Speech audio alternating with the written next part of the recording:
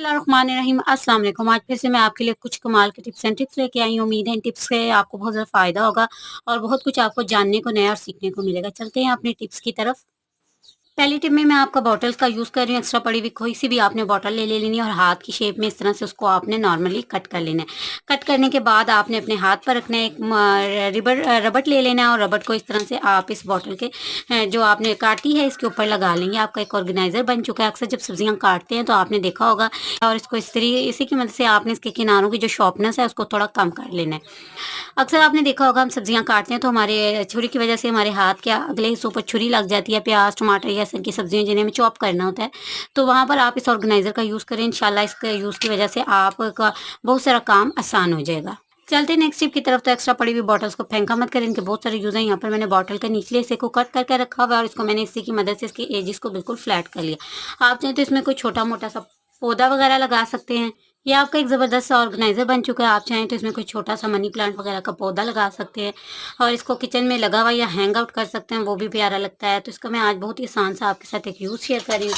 हमारी कटलरी वगैरह के छोटे-मोटे चम्मच होते हैं जो कि इधर-उधर पड़े होते हैं, तो इनको आप बहुत अच्छे से इसमें अरेंज करके रख सकते हैं। ये पड़े हुए भी अच्छे लगते हैं, ज़रूरत के वक़्त आपको ईज़िली मिल भी जाते हैं। तो आप इस तरह की छोटी-मोटी चीज़ों में इनको यूज़ कर सकते हैं। चलते हैं नेक्स्ट टिप की तरफ। इंशाल्लाह ये भी आप लोगों के लिए यूज़फुल होगी। तो यहाँ पर आज हम सब्ज़ इलायची का एक बेहतरीन सा यूज़ आप लोगों के साथ में शेयर कर रही हूँ। अक्सर लोगों को आपने देखा होगा मैदे की प्रॉब्लम होती है। जिन लोगों को ये प्रॉब्लम होती है तो इंशाल्लाह ये टिप उनके लिए बहुत ज़्यादा यूज़फुल होने वाली है। मैदे की प्रॉब्लम होती है तो अक्सर उनके माउथ से एक अजीब सी स्मेल आती रहती है जो कि मैदे की प्रॉब्लम की वजह से होती है। उनके मुँह के अंदर अक्सर छाले और इस तरह की चीज़ें बन जाती हैं, बहुत ही पेनफुल होती हैं। तो आपने ले लेनी है एक सब्ज़ इलायची। जितना भी ब्रश कर लें तो माउथ की ये स्मेल नहीं जाती। आपने लेनी है एक सब्ज़ इलायची और इसको दांतों पे रखकर आपने अच्छी तरह से पीस लेना और उसके बाद इसको आप चबा लें। इससे एक तो आपके मैदे का जो अल्सर होता है उसमें भी कमी आती है, ये आपके गले को भी साफ़ करती है और इसकी वजह से आपके माउथ से जो स्मेल आ रही होती है वो भी चली जाएगी। तो आप इस टिप को ज़रूर से ट्राई कीजिएगा, इंशाल्लाह इसका आपको फ़ायदा होगा। चलते हैं अपनी नेक्स्ट टिप की तरफ। उम्मीद है ये भी आप लोगों के लिए बहुत ज़्यादा यूज़फुल होगी। तो शायद हम सभी लेके आते हैं सर्दियों में या इस शहद का इस्तेमाल जो होता है वो बहुत ही ज़्यादा यूज़फुल होता है। बच्चों को ज़रूर से शहद का यूज़ कराएँ। इससे खांसी, नज़ला, ज़ुकाम और इस तरह की बहुत सारी बीमारियों से ये हमें बचाता है। लेकिन अगर ये शहद नकली है तो ये फ़ायदा देने के बजाय हमारे लिए नुकसान का बायस बन जाता है। शहद को चेक करने का बहुत ही आसान सा एक और तरीका आपके साथ मैं शेयर कर रही हूँ। जब भी आप शहद लाएँ तो आपने एक काम कर लेना है, आपने इसको फ्रिज में रख देना है और उसके बाद आप कोई चम्मच ले लें और चम्मच की मदद से आप शहद को निकालें। अगर शहद में मिलावट है तो नीचे से जम जाएगा आपका शहद और इसमें आपको दाने-दाने से नज़र आ जाएँगे। तो आप समझ लीजिएगा कि आपके शहद में चीनी की मिलावट की गई है।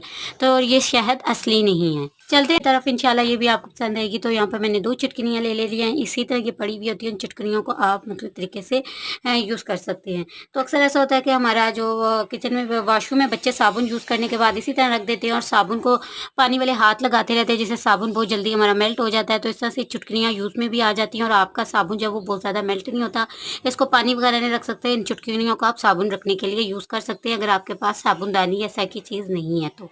चलते हैं नेक्स्ट टिप की तरफ। तो वो भी इंशाल्लाह आपके लिए यूज़फुल होगी। तो मसाले वगैरह के ऐसा की चीज़ों के डब्बे होते हैं, हाफ़ यूज़ होते हैं, हाफ़ बच जाते हैं और अंदर से अगर हम सील कर लें तो ये पैकेट खुला हुआ होता है तो इसके अंदर कीड़े-मकोड़े और डस्ट वगैरह घुस जाती है और जो है वो मसाले हमारे ख़राब हो जाते हैं। तो आप इन मसालों के डब्बों को दोबारा से एयर टाइट कर सकते हैं। आपने सिंपल एक रबर बैंड ले लेना है और रबर बैंड को आपने इस तरह से इसके ऊपर चढ़ा लेना है।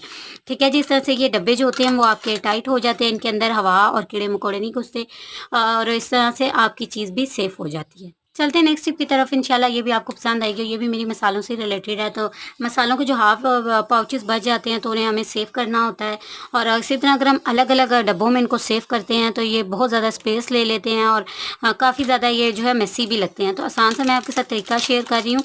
अगर हम इनको अलग-अलग डब्बों की बजाय एक ही पैकेट में सेव कर लें तो उससे ये होता है कि हमें इनकी एक्सपायरी डेट वगैरह का पता नहीं चलता। तो आसान सी आपके साथ एक टिप शेयर कर रही हूँ। यहाँ पर इनकी एक एक्सपायरी डेट लिखी हुई होती है तो आप इस हिस्से को काट लें और टेप की मदद से इसके ऊपर आप यहाँ पर लगा लें और इसके साथ इनको किसी एक ही पैकेट या जार में आप सेव कर सकते हैं और अब आपको जो एक्सपायरी डेट वाला इशू होता है वो नहीं होगा और आप आसानी से देख सकते हैं कि किस पैकेट की एक्सपायरी डेट जो है वो कौन सी है।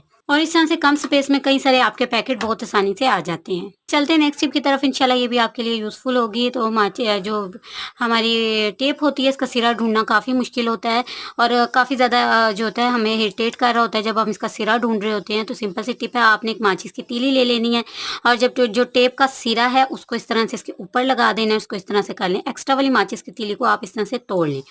ठीक है, ये आपकी टेप सेफ हो चुकी है। जब आपने खोलनी होगी तो ईज़िली इसकी मदद से आप बहुत आसानी से ये देखिए बिना झंझट के टेप को खोल सकते हैं और उसका सिरा ढूँढने के लिए वक़्त आपका वेस्ट नहीं होगा। उम्मीद है ये भी आप लोगों के लिए यूज़फुल होगी। तो नेल कटर का यूज़ हर घर में होता है और बच्चों के या जब अपने हम नेल काटते हैं तो अक्सर आपने देखा होगा कि हमारे नेल काट कर इधर-उधर हो जाते हैं। जब हम नेल का फ़ायदा होगा, आपने ले लेनी है यहाँ पर टेप और टेप को जो ये नेल कटर के ये दोनों सिरे होते हैं, इन पर आपने अच्छी तरह से इस तरह से लगा देना है।